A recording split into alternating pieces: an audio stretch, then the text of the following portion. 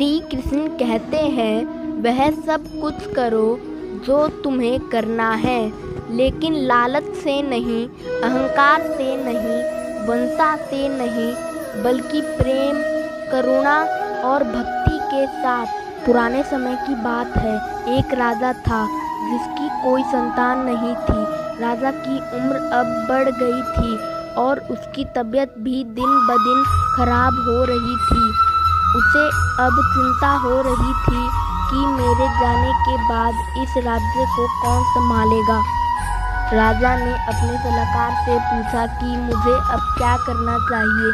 उसके सलाहकार ने कहा कि आपको अब प्रजा में से किसी योग्य व्यक्ति को उत्तराधिकारी बनाना चाहिए। राजा ने कहा, अच्छा ठीक है। दूसरे ही दिन राजा ने अपने मंत्री से कहा कि प्रजा के बीच ये घोषणा करवा दो कि कल जो भी व्यक्ति सूर्यास्त से पहले मुझसे मिलने राजमहल में आएगा, उसे मैं राज्य का उत्तराधिकारी बना दूंगा। राजा की यह बात सुनकर मंत्री ने कहा कि यह तो बहुत आसान है, ऐसे तो पूरी प्रजा ही उत्तराधिकारी बनने के लिए पहुंच जाएगी। राजा ने कहा, नहीं, ऐसा बिल्कुल भी नहीं होगा। मेरे तक सिर्फ योग्य व्यक्ति ही पहुंचेगा। आप घोषणा करवा दो। मंत्री ने राजा की बात मानकर प्रजा तक ये संदेशा पहुंचा दिया। अगले दिन बड़ी संख्या में लोग उत्तराधिकार बनने के लिए राजमहल की ओर बढ़ने लगे। राजा ने अपने महल के बाहर एक बड़े मेले का आयोजन किया था। मेले में नाच गाना, स्वादिष्ट पकवान और शराब सब कुछ था।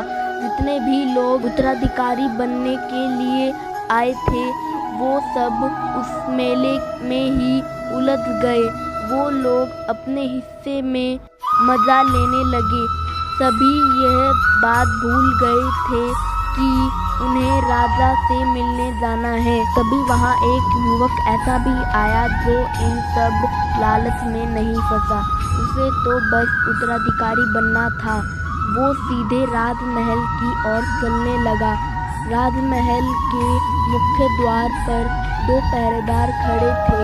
उन्होंने उस व्यक्ति को रोकने की कोशिश करी, लेकिन इस युवक ने किसी की बात नहीं सुनी और उसने इन सब से बचकर राजमहल में प्रवेश कर दिया। अंदर पहुंचकर वो युवक राजा से मिला।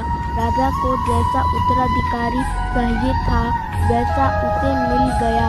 राजा ने उस युवक को राज्य का उत्तराधिकारी नियुक्त कर दिया।